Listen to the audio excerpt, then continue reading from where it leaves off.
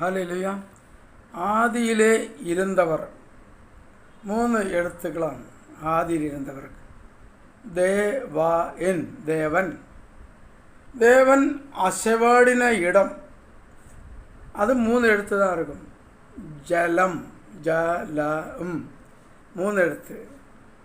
அடுத்தது பார்ப்போம்.